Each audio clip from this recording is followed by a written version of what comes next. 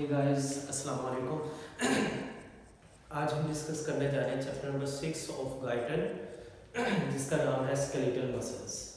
Chapter number 6 को देखेंगे और साथ साथ थोड़ा सा चैप्टर नंबर 7 का आखिरी हिस्सा पेज नंबर 93 से लेके 95 तक। वीडियो पूरी ज़रूर देखा करें ताकि जो मेरी मिस्टेक्स हैं वो मुझे भी पता चल सके कि कौन सी मेरी मिस्टेक्स हैं, या इसके अलावा कोई आसान तरीके से वो बात समझाई जा सकती थी जिसको मैं कॉम्प्लेक्स कर रहा हूँ। ये बातें आप लोगों ने बतानी है ना कि किसी और ने। तो खुदारा वीडियो जो है वो लास्ट तक देखा करें और जो मिस्टेक्स हों उनको कमेंट सेक्शन में मेंशन किया करें। मसल्स स्टार्ट करने लगे हैं हम। स्केलेटल मसल्स की बात करेंगे हम इधर, फिर इंशाल्लाह जो है कल स्मूथ मसल्स की, और फिर इन्हीं चैप्टर के दरमियान जो एक टॉपिक है न्यूरोमस्कुलर जंक्शन उसको भी हम देखेंगे। चैप्टर नंबर 6 की बात करते हैं, स्केलेटल मसल्स।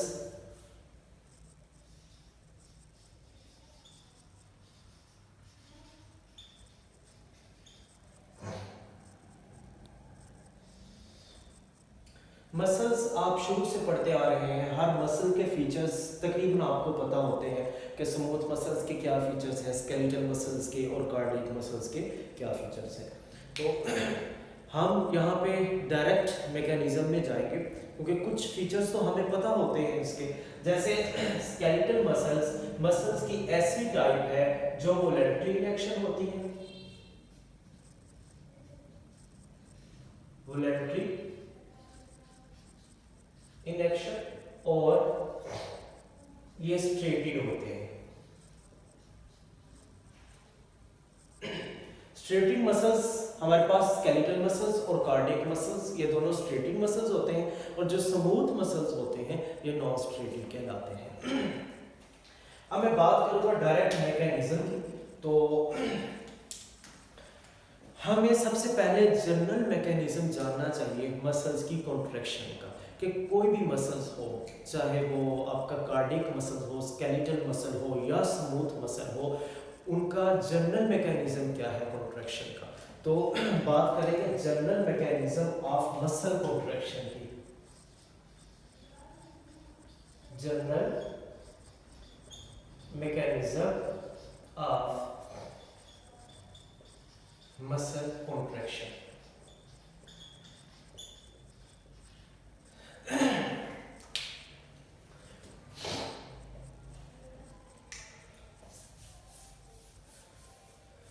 सबसे पहले मैं एक मसल लेता हूं, कोई भी मसल है मेरे पास, बाइसेप मसल है, ट्राइसेप मसल है, कोई भी है।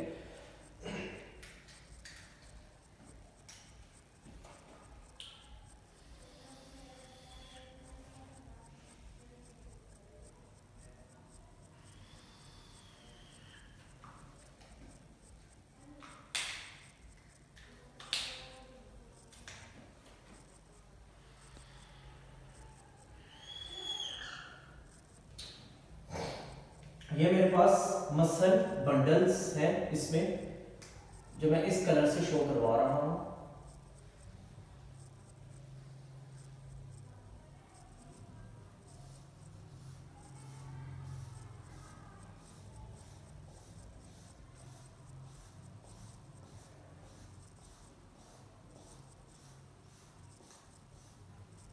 ये मेरे पास क्या है, मसल बंडल्स।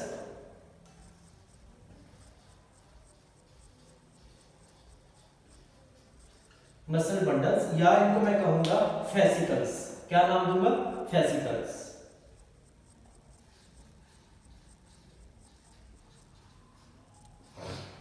अब इसमें से मैं एक फेसिकल को बाहर निकालूंगा, एक बंडल को बाहर निकाल के उसको हम मैग्नीफाई करके देखेंगे, ठीक है।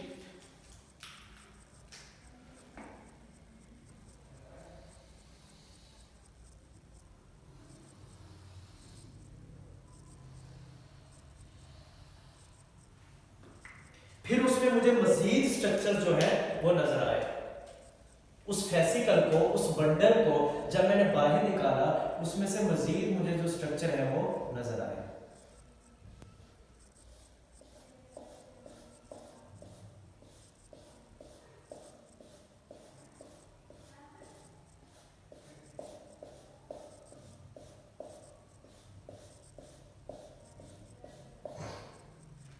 इन स्ट्रक्चर को मैंने कहा मसल फाइबर, ठीक है। अब इसमें से मैं एक मसल फाइबर को बाहर निकालूंगा और वो हमारे अंडर डिस्कशन रहेगा। सॉरी, मैं इसको दूसरे कलर से शो करता हूं कि ब्लैक जो है वो उसकी इंक खत्म हुई पड़ी है।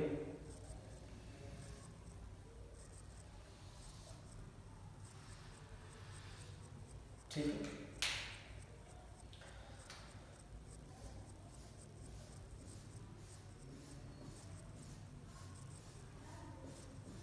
इसको मैंने नाम दिया मायोफिब्रिल का। क्या नाम दिया? मायोफिब्रिल। मायोफिब्रिल दरअसल स्ट्रक्चरल यूनिट है मसल्स का, स्ट्रक्चरल यूनिट है मसल्स का। अब हमने सिर्फ मायोफिब्रिल को ही डिस्कस करना है।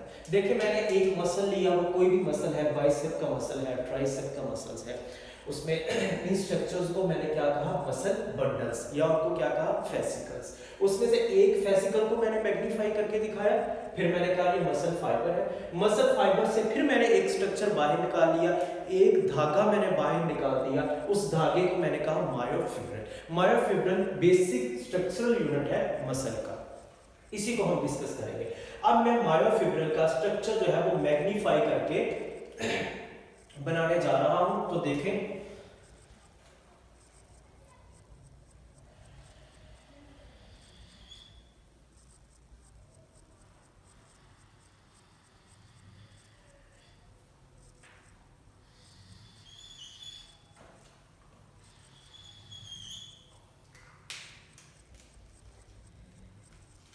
ये दो लाइंस मैंने लगाई हैं, ये मेरे पास है जेड लाइन। कौन सी लाइन है? Z line. अब इनमें दूसरे स्ट्रक्चर जिसमें मेरे पास सेंटर में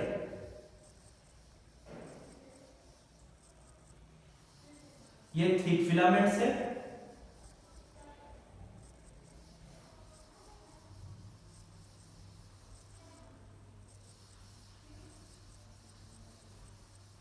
ठीक है। इनको मैंने कहा थिक फिलामेंट्स। मसल फाइबर में ऊपर लिख देता हूं,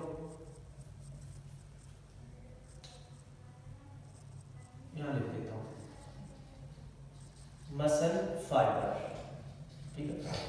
अच्छा, ये मेरे पास क्या है? थिक फिलामेंट, थिक फिलामेंट, ठीक है। अब यहां पे मेरे पास दूसरे फिलामेंट है,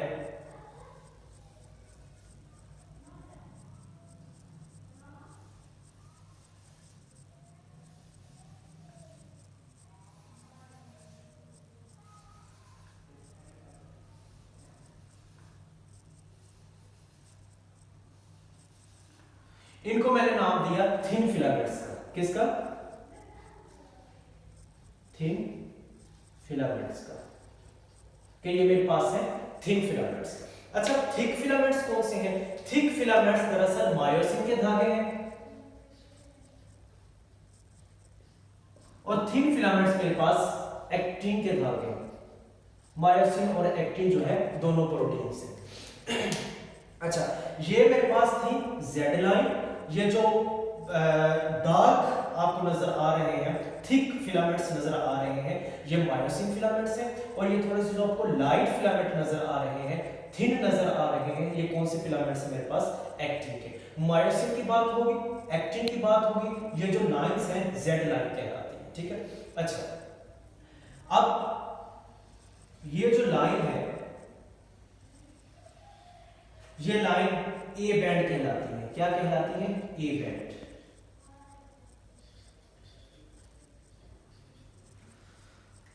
अब इन दोनों के दरमियान जो एरिया है ये वाला, इस एरिया को हम कहते हैं आई बैंड। क्या नाम देते हैं इसको? I band. अच्छा, एक दफा इसको और गौर से देख लें। मैंने मसल लिया, कोई भी मसल है, बाइसेप है, ट्राइसेप है, ठीक है। उसमें से फिर मैंने एक ये सारे उसमें मसल बंडल्स है या फेसिकल्स है, ठीक है। उसमें से फिर मैंने एक फेसिकल को निकाला, वो हमने मैग्नीफाई करके दिखाया, फिर उसमें मजीद हमें स्ट्रक्चर्स नजर आए, ठीक है। और उसमें से फिर मैंने एक स्ट्रक्चर उस धागे को निकाला जिसको हम मायोफिब्रिल कहते हैं। दरअसल यहाँ पे मायोफिब्रिल अंडर डिस्कशन है।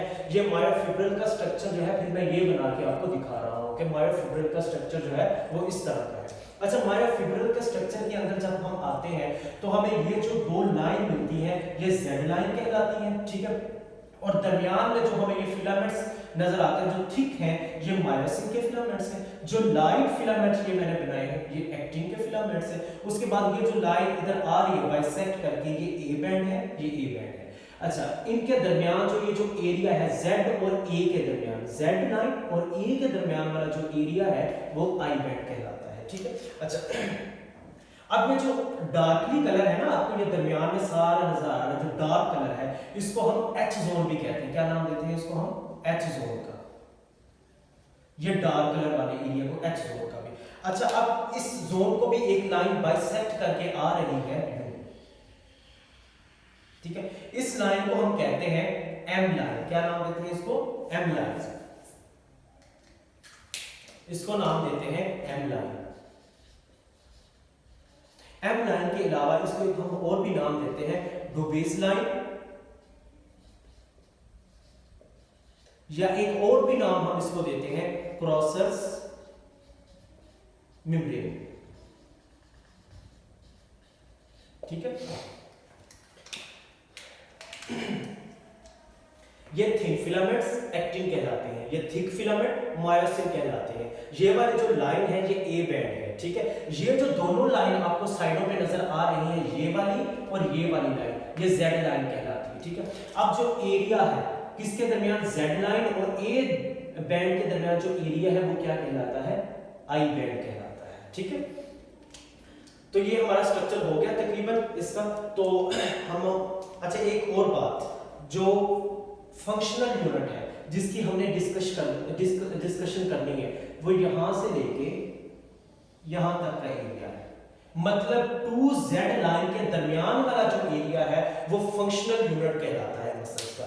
2Z लाइन के दरमियान वाला जितने भी फिलामेंट्स है, एक्टिन फिलामेंट्स है, मायोसिन है, ए बैंड है, आई बैंड है, एम जोन है, जेड जोन है, ये सारा हमें फंक्शनल जो यूनिट मिलता है। तो इस 2Z लाइन के दरमियान वाला जो एरिया है वो कहलाता है सार्कोमेयर। मैं दूसरे कलर से लिखता हूं, क्या कहलाता है? सार्कोमेयर।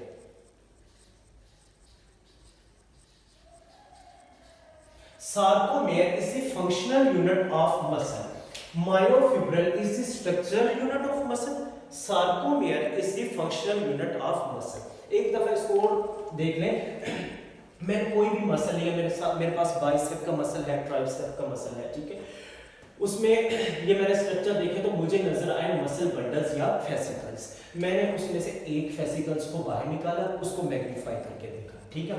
फिर उस फेसिकल्स के अंदर मुझे मजीद स्ट्रक्चर नजर आया, उसमें से फिर मैंने एक धागे को एक धागे को मैंने उसमें से बाहर निकाला। उस एक धागे को मैंने नाम दिया मायोफिब्रिल का, ठीक है, मायोफिब्रिल का। अब मायोफिब्रिल का फिर मैंने आपको ये स्ट्रक्चर बनाकर दिखाया, ठीक है। मायोफिब्रिल का ये स्ट्रक्चर है जिसमें आपको ये एंड पे जेड लाइन नजर आ रही है, ये वाली और ये वाली जेड लाइन कहलाती है। उसके बाद अंदर बात आ जाती है थिक और थिन फिलामेंट्स की। ये दरमियान में जो आपको थिक नजर आ रहे हैं ये मायोसिन फिलामेंट्स कहलाते हैं, और ये जो आपको थिन नजर आ रहे हैं ये एक्टिन फिलामेंट्स कहलाते हैं। उसके बाद ये जो लाइन है ये ए बैंड कहलाती है, ठीक है। और जेड लाइन और ए बैंड के दरमियान जो एरिया है वो आई बैंड कहलाता है। उसके बाद 2Z लाइन के दरमियान वाला जो सारा एरिया है वो सार्कोमेयर कहलाता है। सार्कोमेयर हमारे पास फंक्शनल यूनिट है मसल्स का।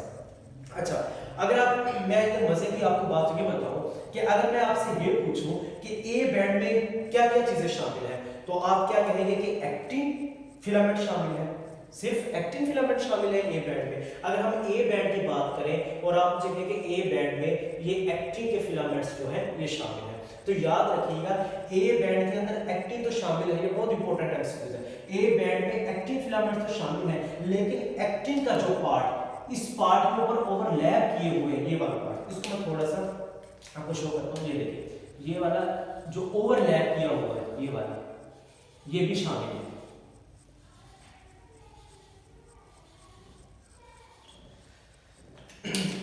ए बैंड के अंदर ना सिर्फ बल्कि वो हिस्सा जो मायोसिन के ऊपर भी ओवरलैप किए हुए हैं वो हिस्सा भी इसमें शामिल है। ठीक है, तो हमारी डिस्कशन जो है वो सार्कोमेयर है। क्या है? सार्कोमेयर। देखें तो सार्कोमेयर में हमें दो चीजें नजर आ रही हैं, एक थिक फिलामेंट्स और एक थिन फिलामेंट्स। सार्कोमेयर में हमें दो चीजें नजर आ रही हैं, कौन कौन सी? एक थिक फिलामेंट्स जिसमें हमारे पास शामिल है मायोसिन के धागे, और दूसरी जो है थिन फिलामेंट्स जिसमें शामिल है एक्टिन के धागे।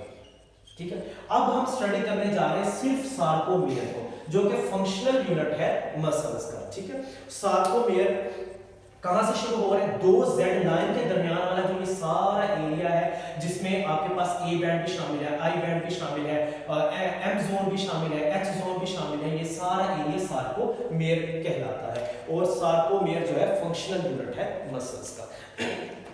अब हम डिस्कस करने जा रहे हैं सार्कोमेयर को।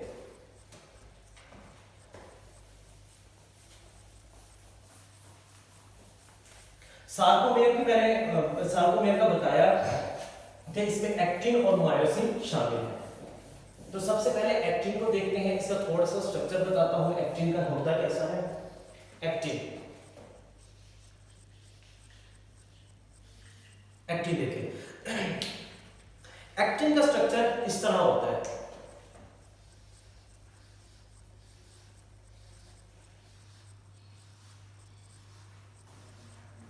इस तरह इसकी चेन होती है, पॉलीपेप्टाइड चेन।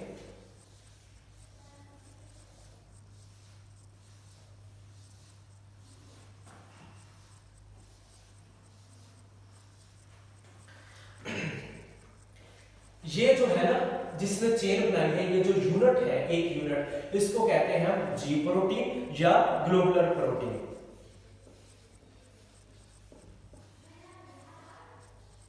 या इसको दूसरा नाम देते हैं जी एक्टिन प्रोटीन। अच्छा, इसमें से मैं एक निकाल के ग्लोबुलर प्रोटीन, एक यूनिट निकाल के एक जी एक्टिन प्रोटीन का मैं आपको स्ट्रक्चर दिखाऊं, तो उसका स्ट्रक्चर कुछ यूं होता है। ठीक है, ये जो है एक्टिव साइट है। ये क्या है? एक्टिव साइट है। एक्टिन की ये एक्टिव साइट है। मैंने इसमें से एक ग्लोबुलर प्रोटीन का एक यूनिट निकाल के आपको दिखाया है कि इसमें ये जो थोड़ा सा इमेजिनेट हुआ पड़ा है, ये एक्टिव साइट है। और हम इसको क्या कहते हैं? जी ग्लोबुलर प्रोटीन या जी एक्टिन प्रोटीन। अच्छा, इसके ऊपर एक धागा और लिपटा होता है, एक धागा और लिपटा होता है।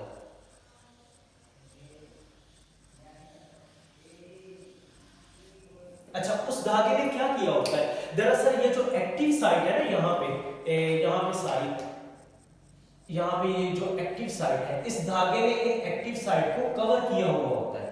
एक्टिव साइट को क्या किया होता है? कवर।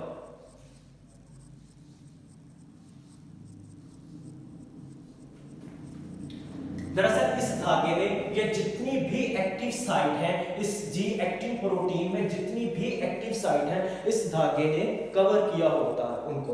ये ऐसा समझ लें कि ये इसकी जो पॉकेट्स है, ये इसकी ये वाली जो पॉकेट्स है, ये इन सब पॉकेट्स को इस धागे ने क्या किया होता है? ऊपर से कवर किया होता है। इन जितनी भी ये पॉकेट्स हैं, जी एक्टिन प्रोटीन की जितनी भी पॉकेट्स हैं, एक धागे ने उनको ऊपर से कवर किया हुआ होता है। उस धागे को हम कहते हैं ट्रोपोमायोसिन। ये धागा क्या कहलाता है? ट्रोपोमायोसिन। दरअसल tropomyosin is a thread like G actin protein. इसकी डेफिनेशन लिख देता हूं मैं, thread like protein covering all the G actin active sites। तो ट्रोपोमायोसिन ने क्या किया होता है कि जी एक्टिन प्रोटीन की जितनी भी एक्टिव साइट्स हैं, जितनी भी पॉकेट्स हैं, उन सब पॉकेट्स को ऊपर से कवर किया हुआ होता है। अच्छा, यह इसका मैं अगर आपको इस तरह स्ट्रक्चर करके दिखाऊं, ताकि आपको मजीद समझ आ जाए, इसकी ज्यादा कंफ्यूज ना हो जाए। इसकी एक्टिव साइट में शो करवा दूं, एक्सपोज करवा दूं।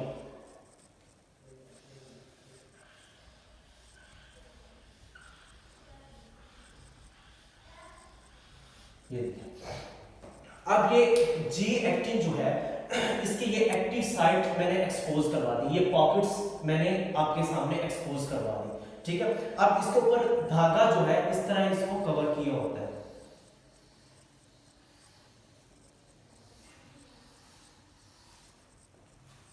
अब इस ट्रोपोमायोसिन ने इसको जो है कवर किया होता है, इन तमाम एक्टिव साइट्स को ऊपर से कवर किया हुआ होता है। और यहां पे एक और प्रोटीन अटैच होती है इसके ऊपर,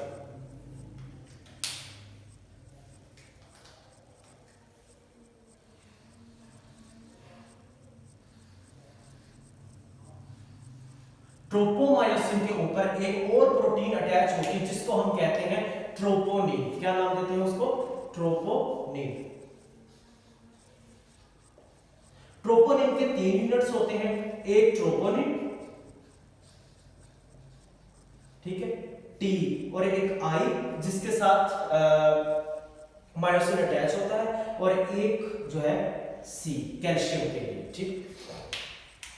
अब ये तमाम एक्टिव साइट्स जो है वो कवर है इस वक्त। किसने कवर की हुई है? इस लाल वाले धागे ने। इस लाल वाले धागे को मैंने क्या कहा? ट्रोपोमायोसिन। इसकी क्या मैंने डेफिनेशन बताई कि ये थ्रेड लाइक प्रोटीन होती है जिसने तमाम एक्टिव साइट्स को कवर किया हुआ होता है, ठीक है। पूरी चेन की एक्टिव साइट को इसने कवर किया हुआ होता है। अब इसके ऊपर लाल प्रोटीन के ऊपर एक आपको सबस प्रोटीन नजर आ रही है, ठीक है। एक लाल प्रोटीन है, लाल प्रोटीन को मैंने क्या कहा? ट्रोपोमायोसिन। इसके ऊपर आपको एक सबस प्रोटीन नजर आ रही है जिसको मैंने ट्रोपोनिन कहा। मैंने कहा कि इसके 3 यूनिट है। कितने यूनिट है इसके? 3 यूनिट है। ये एक ट्रोपोनिन हो गया, ठीक है, एक और यूनिट आई, और एक यूनिट और कैल्शियम, ठीक है। अच्छा, अब ये कैल्शियम वाला यूनिट है, ये फ्री है और बैठा रहता है कैल्शियम के इंतजार में कि कैल्शियम आए और मेरे साथ बाइंड हो, ठीक है। अच्छा, मैं बात कर रहा था एक्टिन की। मैंने एक्टिन की चेन दिखाई कि एक्टिन की इस तरह चेन होती है, ये ग्लोबुलर प्रोटीन्स इस तरह मिलकर बनाती है। फिर मैंने एक जी एक्टिन प्रोटीन को निकाला, फिर मैंने दिखाया कि उसकी इस तरह एक्टिव साइट्स होती हैं, और एक्टिव साइट्स को किस तरह इस लाल प्रोटीन ने ऊपर से कवर किया हुआ होता है। लाल प्रोटीन ने एक्टिव साइट्स को कवर किया हुआ होता है, और उस लाल प्रोटीन के ऊपर एक सबस प्रोटीन अटैच है, ठीक है, जिसके 3 यूनिट्स हैं, ट्रोपोनिन, आई, और उसके बाद क्या है? सी। 3 यूनिट्स इसके ट्रोपोनिन के हैं। अच्छा, अब ये सब नॉर्मल है, ठीक है। अब स्टिमुलस आएगा, स्टिमुलस आया, कैल्शियम आया, ठीक है। अब जब कैल्शियम आगे अटैच होता है, ये कैल्शियम आया, ठीक है। अब कैल्शियम आके जब इसके साथ अटैच हो गया, ये इंतजार ही कैल्शियम का कर रहा था। जब कैल्शियम इस लाल यूनिट के साथ आके अटैच हो गया, तो अब ये जो सबस प्रोटीन है ना, इसको पता चल गया कि मेरे साथ आके, मेरे यूनिट के साथ आके कैल्शियम अटैच हो गया। अब इस प्रोटीन सबस वाले को पता चल गया। इसने क्या किया? इसने लाल धागे को बाहर निकाल फेंका। उसने कहा चल अब तो बाहर निकल। इस सबस वाले प्रोटीन ने लाल धागे को, इस सबस प्रोटीन ने लाल प्रोटीन को जो है वो बाहर निकाल फेंका। अब जब ये लाल प्रोटीन बाहर निकल गई, तो इसने पहले तो एक्टिव साइट्स को ऊपर से कवर किया हुआ था। अब एक्टिव साइट क्या होगी? एक्सपोज होगी। एक्टिव साइट्स क्या होगी? एक्सपोज होगी। तो किसने रिमूव किया लाल धागे को? ट्रोपोनिन ने। ट्रोपोनिन, मैं यहां पे फिर ये बात लिख सकता हूं कि ट्रोपोनिन रिमूव ट्रोपोमायोसिन, कि ट्रोपोनिन ने ट्रोपोमायोसिन को रिमूव कर दिया। ट्रोपोनिन ने ट्रोपोमायोसिन के धागे को निकाल फेंका और सारी पॉकेट्स जो है वो एक्सपोज हो गई। अब सारी की सारी पॉकेट्स जो है वो ओपन पड़ी है, खुली पड़ी है। पहले तो उसने लाल धागे ने कवर किया हुआ था और ऊपर ट्रोपोमायोसिन आराम से पड़ा हुआ था। अब पीछे से कैल्शियम आया, स्टिमुलस आया, तो कैल्शियम आगे बाइंड हुआ। अब इस सबस को पता चल गया कि अब मैं जो टाइम आ गया है इस लाल को बाहर निकालने का, उसने लाल धागे को बाहर निकाल दिया, ठीक है। अब क्या होगा, जब लाल धागा बाहर निकल गया, तमाम एक्टिव साइट जो है वो एक्सपोज होगी। जब एक्टिव साइट्स एक्सपोज हो जाएंगी तो मैंने क्या कहा था, कॉन्ट्रैक्शन तभी होगी जब इसमें आके मायोसिन अपना सर दे दे। ठीक है, ये पॉकेट्स है, ये देखिए मेरी तरफ, ये पॉकेट्स है। ठीक है, ये जी एक्टिन प्रोटीन है, ये उसकी क्या है, पॉकेट्स। ठीक है, एक्टिन की क्या है, पॉकेट्स, एक्टिन की पॉकेट्स है। अब इसके अंदर ये पहले कवर की हुई थी, किसने कवर किया हुआ था इसको, लाल धागे ने, ट्रोपोमायोसिन ने इसको ऊपर से कवर किया हुआ था। पहले ये पॉकेट्स जो है पहले एक्सपोज नहीं थी, ट्रोपोमायोसिन ने इसको कवर किया हुआ था ऊपर से, और इसके ऊपर पड़ी हुई थी ट्रोपोनिन। ठीक है, अब जैसे ही यहाँ पे आके ट्रोपोनिन के ऊपर कैल्शियम आके अटैच हुआ तो क्या हुआ, ट्रोपोनिन ने ट्रोपोमायोसिन को ऐसे निकाल दिया। अब क्या होगी, ये पॉकेट्स क्या होगी, एक्सपोज होगी। पॉकेट्स क्या होगी, एक्सपोज होगी। अब पॉकेट्स जब एक्सपोज हो जाएगी तो मायोसिन क्या करेगा, अपना हेड आकर इसमें अटैच कर देगा, बाइंड कर देगा, तो कॉन्ट्रैक्शन जो है वो पॉसिबल हो जाएगी। कॉन्ट्रैक्शन तभी होगी जब इन एक्टिव साइट्स के अंदर मायोसिन आकर अपना हेड बाइंड करेगा, कॉन्ट्रैक्शन जो है वो पॉसिबल हो जाएगी। तो मैंने क्या कहा, इधर देखें मेरी तरफ, एक गौर से देखें, ये मेरे पास जी एक्टिन प्रोटीन है। ठीक है, ये इसकी एक्टिव साइट्स है, ये जो मैंने दिखाई, ये सारी इसकी एक्टिव साइट्स है। ये देखें, ये इसकी जेबें हैं, इसकी पॉकेट्स हैं, जिसको ढांपा हुआ है लाल धागे ने, जिसको लाल धागे ने इस तरह, ये पॉकेट्स है, लाल धागे ने इसको इस तरह ऊपर से कवर किया हुआ है, और लाल धागे के ऊपर एक सबस प्रोटीन पड़ी हुई है जिसको मैंने ट्रोपोनिन कहा है। पहले तो वो आराम से पड़ी हुई है, उसने लाल धागे को कुछ नहीं कहा। जब पीछे से कैल्शियम आता है उसके साथ ट्रोपोनिन के साथ जुड़ जाता है, फिर वो ये जो लाल धागा है इसको इस तरह बाहर निकाल देती है, बाहर निकाल फेंका, और क्या हुआ, मायोसिन के हेड डालकर उसमें उस पॉकेट्स में आके बाइंड हो गए, तो कॉन्ट्रैक्शन क्या होगी, पॉसिबल होगी। ये है जनरल मैकेनिज्म कि कॉन्ट्रैक्शन किस तरह पॉसिबल होती है। अच्छा, उसके बाद मैं थोड़ा सा, ये तो एक्टिव हो गया, अब मायोसिन की बात करूं कि मायोसिन का स्ट्रक्चर किस तरह होगा। मायोसिन का स्ट्रक्चर इस तरह होगा जिसमें 2 लाइट और 2 हेवी चेन्स होती है। ठीक है,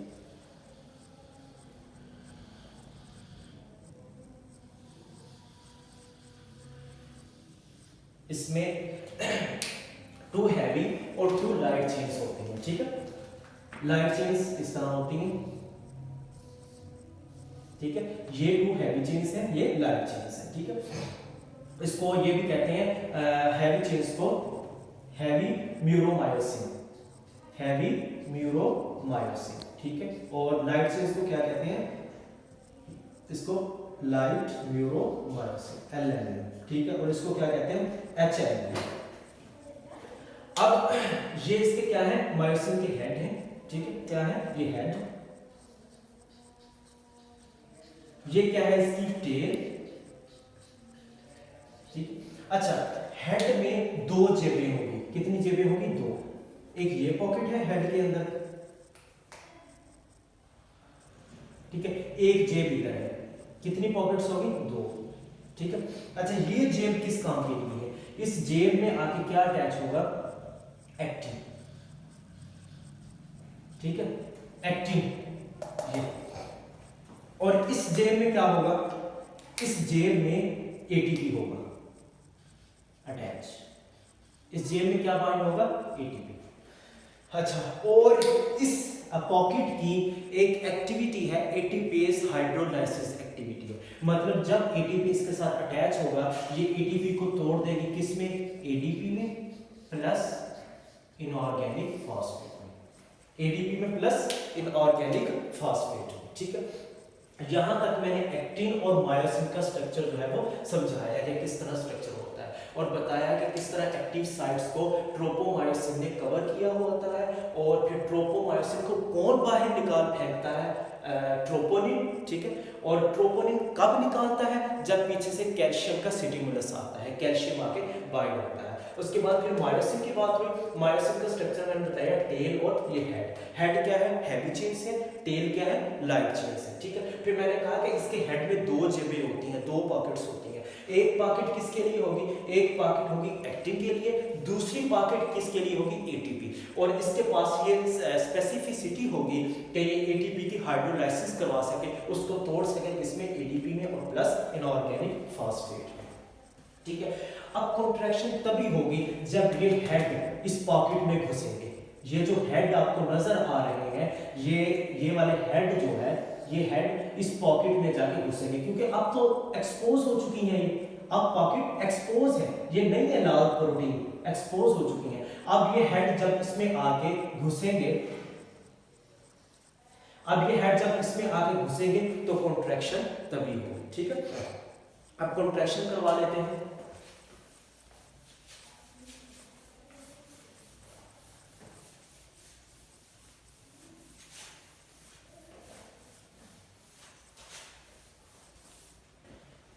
पीछे जो मैंने आपको सार्कोमेयर दिखाया उसमें मैंने कहा ना कि ये क्या है, हैवी चेन्स है ना, क्या है ये, हैवी चेन्स।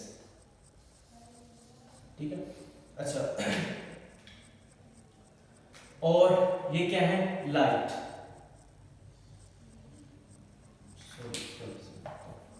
ये क्या है, लाइट चेन्स।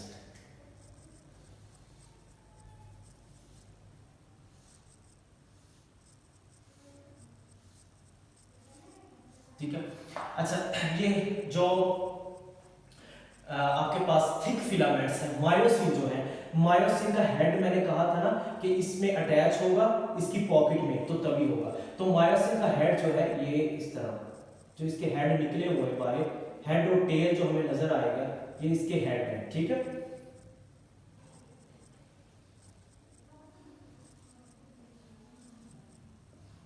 ये मायोसिन के हेड और टेल। ठीक है, अच्छा, इधर देखें, ये एक्टिन की जो है ये एक्टिव साइट्स है। ठीक है, ये क्या है, एक्टिव साइट्स, ये एक्टिव साइट, ये मैं दूसरे कलर से शो कर देता हूं आपको, ये इसकी क्या है, एक्टिव साइट्स।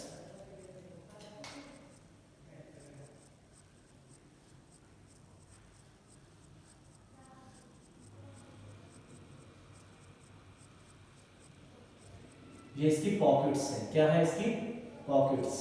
अब ये पॉकेट्स जो है वो एक्सपोज हो चुकी हैं, अब मायोसिन आराम से अपना सर इसमें घुसा सकता है। ठीक है, अब मायोसिन का हेड जो है इसमें जाके इन पॉकेट्स में क्या हो गया, बाइंड हो गया, इन पॉकेट्स के अंदर क्या हो गया, जाके जुड़ गया।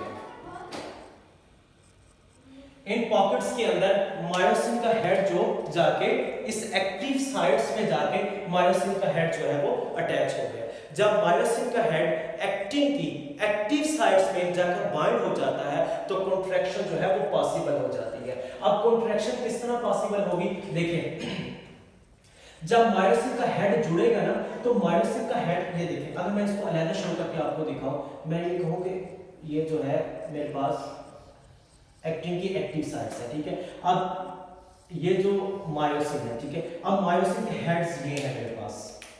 ठीक है,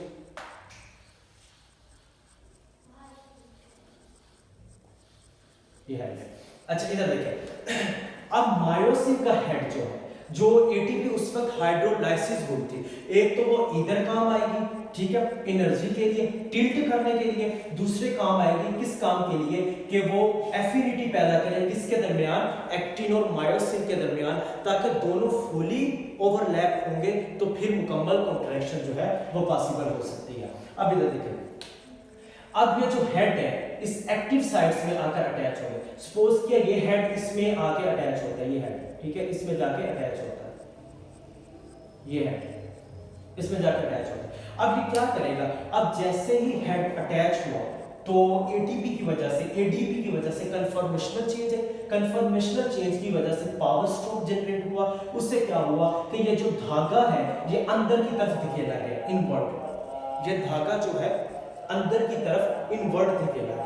तो एक्टिन के धागे को इनवर्ट अंदर की तरफ धकेलते हैं। जैसे भी मायोसिन आके अटैच होता है, मायोसिन का हेड इसकी पॉकेट में आकर जुड़ जाता है, तो वो क्या करता है, कन्फर्मेशनल चेंज के बाद क्या करता है कि एक्टिन के धागे को अंदर की तरफ धकेलती है। ठीक है, इसने क्या किया, एक मिनट आजाद हो जाए।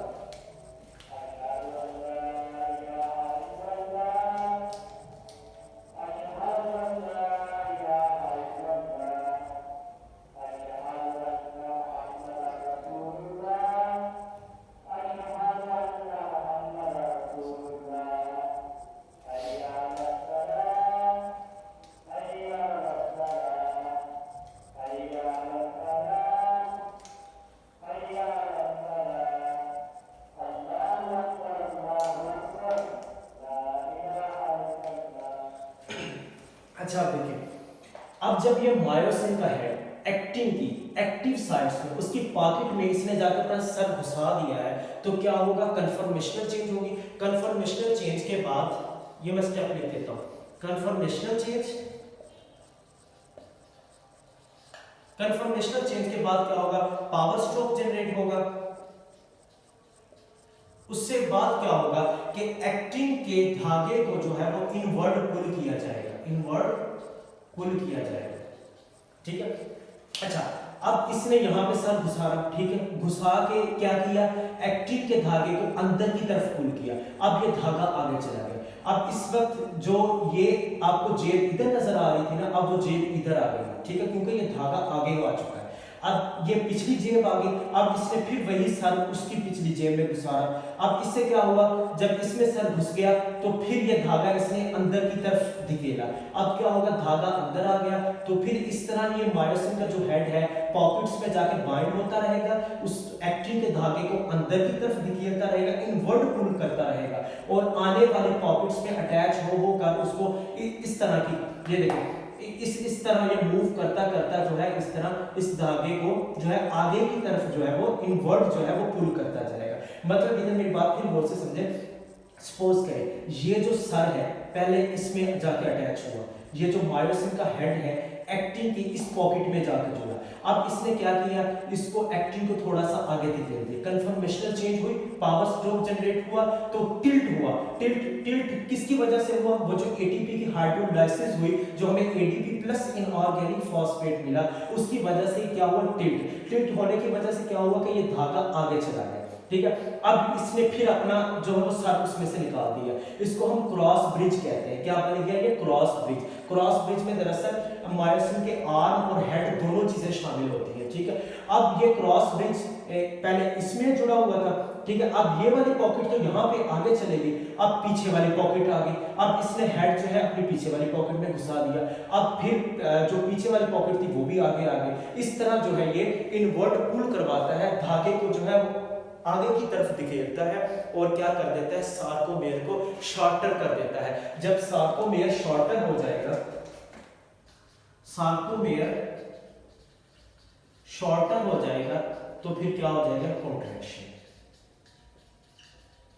फिर क्या हो जाएगी, कॉन्ट्रैक्शन। इस तरह जो है कॉन्ट्रैक्शन होती है।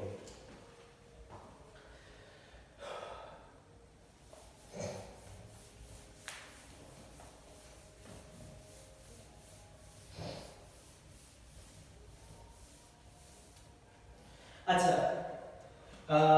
वर्क फोर्स अलोंग थ्योरी भी इसी तरह है, बिल्कुल यही है जो मैंने अभी बताया है। उसमें क्या है, देखें सबसे पहले क्या होगा कि एक्टिव जो है उसके एक्टिव साइड जो है वो एक्सपोज होगी।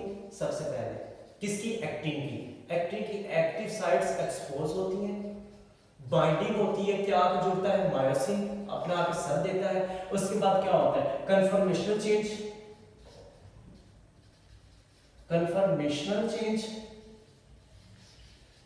उसके बाद क्या होता है कि पावर स्ट्रोक जनरेट होता है।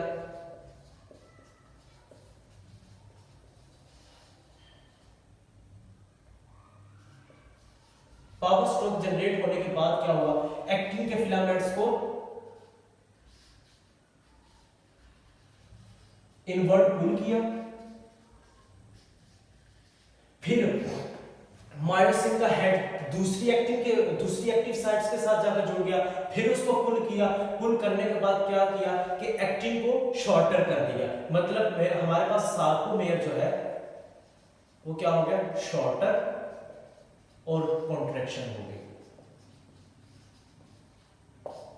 इसको वॉक अलोंग थ्योरी भी कहते हैं। क्या कहते हैं इसको, ये बहुत इंपॉर्टेंट शॉर्ट क्वेश्चन है, वर्क फोर्स अलोंग थ्योरी। इसमें क्या होता है, इसमें ये होता है कि ये जो मायोसिन की क्रॉस ब्रिजेस है ना, ये साथ साथ चलते रहते हैं, साथ साथ वॉक करते रहते हैं, उसके साथ साथ चलते रहते हैं। मतलब एक पॉकेट आई, उसमें अपने साथ घुसा, फिर उसको आगे कर दिया, ठीक है। अब इसने फिर अपने क्रॉस ब्रिज निकाल के आगे वाली पॉकेट में घुसा दिया, अब फिर एक्टिन के धागे को आगे कर दिया, अब फिर पीछे वाली पॉकेट आ गई, अब फिर इसने जो है अपना जो हेड है वो उसमें घुसा दिया, अब फिर जो है ये धागा आगे आ गया। इस तरह ये धागे को इनवर्ट पुल करते रहते हैं और सार्कोमेयर को शॉर्टर कर देते हैं और कॉन्ट्रैक्शन जो है वो पॉसिबल हो जाती है। इसको वॉक अलोंग थ्योरी भी कहते हैं। बहुत इंपॉर्टेंट ये शॉर्ट क्वेश्चन है।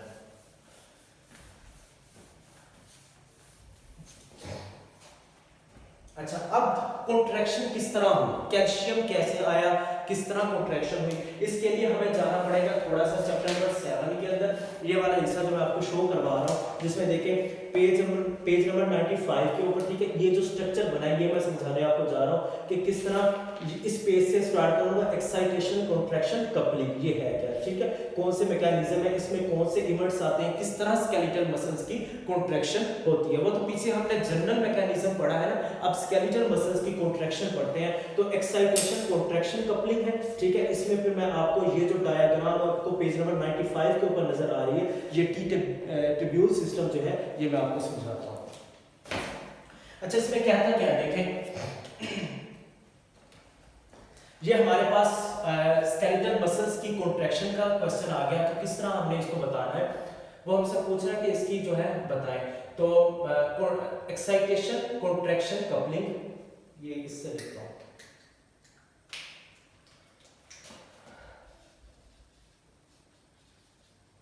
Excitation, contraction, coupling. तो इसमें देखें तो टू इवेंट्स हो रहे हैं, एक एक्साइटेशन का और एक कॉन्ट्रैक्शन का। एक एक्साइटेशन का और एक किसका, कॉन्ट्रैक्शन का। एक इवेंट है मेरे पास इलेक्ट्रिकल एक्साइटेशन,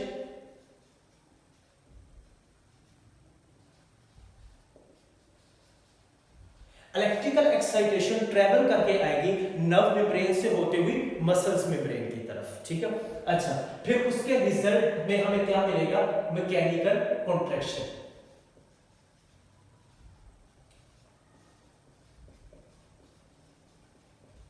इलेक्ट्रिकल एक्साइटेशन को समझने के लिए आपको न्यूरोमस्कुलर जंक्शन पढ़ना पड़ेगा, जो हम इंशाल्लाह कल जो है वो उसको समझेंगे।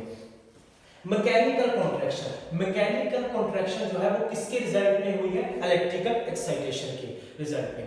मैकेनिकल कॉन्ट्रैक्शन का जो मेन एजेंट है वो मेरे पास है कैल्शियम। मेरे पास नहीं, हमारे पास क्या है, कैल्शियम। अब बात करते हैं स्केलेटल मसल्स की।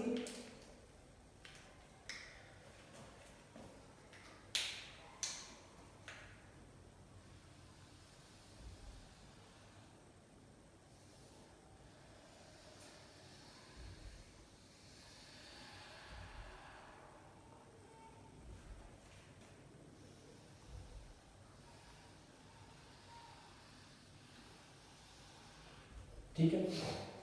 अच्छा, स्केलेटल मसल्स और कार्डियक मसल्स में जो एक मेन फर्क है वो ये है कि स्केलेटल मसल्स की जो मेम्ब्रेन होती है वो इन्वेजिनेट होती है। इन्वेजिनेट होकर एक ट्यूब्यूल स्ट्रक्चर बनाती है, ट्यूब्यूलर स्ट्रक्चर बनाती है। ये स्केलेटल मसल्स की मेम्ब्रेन जो है इन्वेजिनेट होकर ट्यूब्यूलर स्ट्रक्चर बनाती है, ठीक है। इसको हम कहते हैं टी ट्यूब्यूल या ट्रांसवर्स ट्यूब्यूल। क्या कहते हैं, ट्रांसवर्स ट्यूब्यूल, ठीक है। अच्छा, और ये जो ट्यूब है इसको हम कहते हैं लॉन्गिट्यूडिनल ट्यूब। क्या कहते हैं, एल ट्यूब या लॉन्गिट्यूडिनल ट्यूब, ठीक है। अच्छा, स्केलेटल मसल्स के अंदर दोनों ट्यूब्स होंगे, टी बी और एल बी, लेकिन कार्डियक मसल्स के अंदर सिर्फ एक ही ट्यूब होगी। पर सार्कोमेयर स्केलेटल के अंदर दो ट्यूब्यूल्स हैं पर सार्कोमेयर, एक ये टी और एक एल। और जो कार्डियक मसल्स है उसमें सिर्फ जो है एक ट्यूब्यूल होगी, पर सार्कोमेयर एक ट्यूब्यूल होगी। अच्छा, इसमें स्पेशल किस्म के वोल्टेज सेंसर लगे हुए हैं, गेट,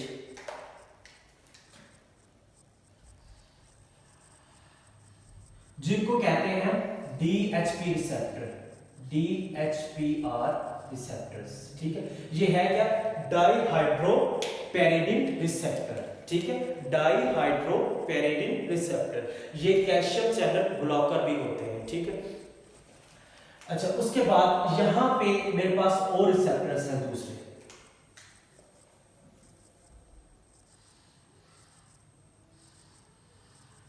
और रिसेप्टर्स को हम कहते हैं RYR, रेनोडिन रिसेप्टर, ठीक है। अच्छा, अब ये जो आपको एक्सपेंडेड एरिया नजर आ रहा है इस ट्यूब्यूल का, ये एक्सपेंडेड एरिया जो नजर आ रहा है ये कहलाता है सिस्टर्नी।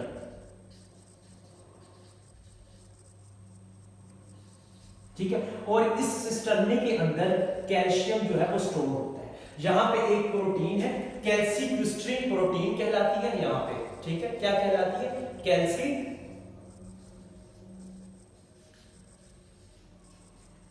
कैल्सीक्विस्ट्रीन प्रोटीन है। ये 40 टाइम्स मोर अपने साथ कैल्शियम को बाइंड कर सकती है, इसकी ये स्नायु है। अच्छा, अब ये एरिया जिसमें मेरे पास टी ट्यूब्यूल का और ये एक्सपेंडेड एट है, ये एरिया जो है ये कहलाता है ट्राइड। क्या कहलाता है? ट्राइड। और हमारी सारी डिस्कशन में जितना काम भी हो रहा है इसी ट्राइड के अंदर हो रहा है। सॉरी, ये गेट भी इसी के अंदर आ रहे हैं सारा। ठीक है, ये हिस्सा क्या कहलाता है? ट्राइड। अब मजे की बात देखें, अब कॉन्ट्रैक्शन कब हुई स्केलेटल मसल्स की? जब यहां से कैल्शियम आया। कैल्शियम कहां से आ रहा है? दरअसल ये जो मोटर टर्मिनल एंड है, इसको मैं दूसरे कलर से बना रहा हूं, ये मोटर टर्मिनल एंड जो है यहां से एसिटाइलकोलिन जो है ये सिक्रीट हुआ, ये एसिटाइलकोलिन। इसको हम इस स्ट्रक्चर को कल तफसीली पढ़ेंगे। ये एसिटाइलकोलिन यही तो है अपना इलेक्ट्रिकल एक्साइटेशन। ये एसिटाइलकोलिन सिक्रीट हुआ कहां पे? ये इस एरिया को साइनेप्टिक क्लेफ्ट कहते हैं। ठीक है, ये मसल फाइबर की मेम्ब्रेन है जो आपको सब्ज कलर में नजर आ रही है, और ये जो है motor terminal and nerve fibre की मेम्ब्रेन है। किसकी मेम्ब्रेन है? नर्व फाइबर की मेम्ब्रेन है, और ये मसल फाइबर की मेम्ब्रेन है। इनके दरमियान एक न्यूरोट्रांसमीटर सिक्रीट हुआ है जिसको मैंने कहा है एसिटाइलकोलिन। ये एसिटाइलकोलिन क्या करेगा?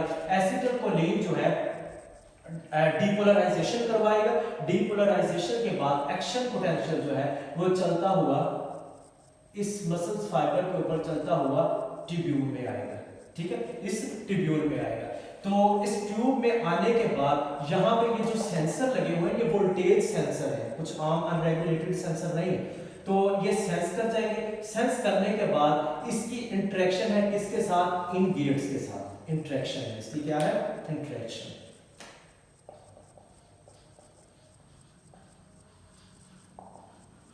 इसकी इंटरेक्शन है, इनकी इंटरेक्शन है इसके साथ। ठीक है, तो ये क्या करेगा?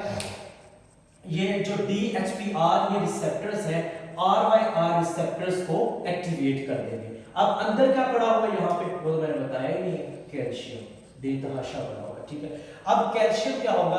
कैल्शियम जो है वो बाहर निकलना शुरू हो जाएगा। यहां से बाहर निकल के कहां पे जाएगा? इस जगह पे। इस जगह को क्या कहते हैं? सार्कोप्लाज्मा। सार्को दरअसल मसल्स के लिए वर्ड यूज होता है, प्लाज्मा फ्लूइड वाला पोर्शन। ठीक है, अब कैल्शियम कहां पे गया? कैल्शियम निकल के सार्कोप्लाज्मा के अंदर चला गया। अब आपको पता है सार्कोप्लाज्मा में जब कैल्शियम चला गया तो सार्कोप्लाज्मा में कैल्शियम जाने के बाद ये क्या करेगा? जाकर ट्रोपोनिन के साथ अटैच हो जाएगा। ट्रोपोनिन के साथ जैसे ही अटैच होगा ट्रोपोमायोसिन को बाहर निकाल फेंकेगा और एक्टिन जो है वो मायोसिन के साथ जाकर अटैच हो जाएगा। मसल्स क्या हो जाएंगे? उसकी कॉन्ट्रैक्शन हो जाएगी। तो क्या होगा? कैल्शियम जैसे ही रिलीज होके यहाँ पे गया। ठीक है, ये कैल्शियम रिलीज होके यहां पे गया। कैल्शियम ने क्या करवाया? कैल्शियम ने क्या करवा दिया कि ट्रोपोनिन को ट्रोपोमायोसिन को रिमूव करवा दिया। ट्रोपोमायोसिन को रिमूव कर दिया और एक्टिव साइट्स क्या होगी? एक्सपोज। जब एक्टिव साइट्स एक्सपोज हो जाएगी तो एक्टिन और प्लस मायोसिन जो है ये फुली ओवरलैप हो जाएंगे। जब ये फुली ओवरलैप हो जाएंगे तो कॉन्ट्रैक्शन जो है वो पॉसिबल हो जाएगी।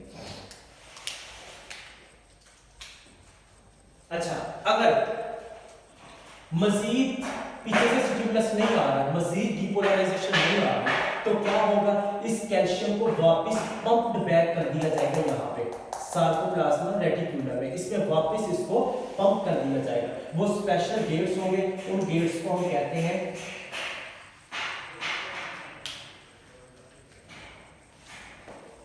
सर्का, sarco endoplasmic reticulum ATPase, sarcoplasmic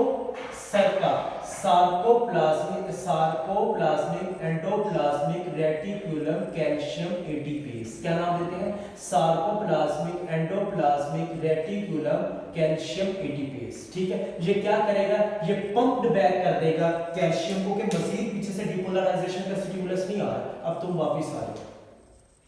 ठीक है, अब इसको जो है वापस पंप्ड बैक कर दिया जाए। ठीक है, तो इसको ये मैंने समझाया डायग्राम लेके। यहाँ पे जो ये डायग्राम उसने बनाई है वो आपको दिखा रहा है कि ये जो है आपकी मसल्स फाइबर जो है ये इनवेजिनेट हो जाती है, मसल्स मेम्ब्रेन और टी ट्यूब्यूल बना देती है। यहाँ पे उसने DHP रिसेप्टर दिखाया है, DHPR। ठीक है, ये दूसरा उसने रिसेप्टर यहाँ पे दिखाया है RYR रिसेप्टर। ठीक है, अब क्या हुआ? इसने कैल्शियम को रिलीज किया। कैल्शियम जब रिलीज किया तो क्या हो गई? कैल्शियम जब रिलीज हुआ तो कैल्शियम ने क्या किया? ट्रोपोनिन के साथ जाकर अटैच हुआ। ट्रोपोनिन के साथ अटैच होने के बाद उसने क्या किया? ट्रोपोनिन ने ट्रोपोमायोसिन को निकाल फेंका। जब ट्रोपोमायोसिन का धागा निकल जाएगा तो एक्टिव साइट जो है वो सारी एक्सपोज हो जाएगी और कॉन्ट्रैक्शन जो है वो पॉसिबल हो जाएगी। एक्टिव जो है मायोसिन के साथ जाकर ओवरलैप हो जाएगा।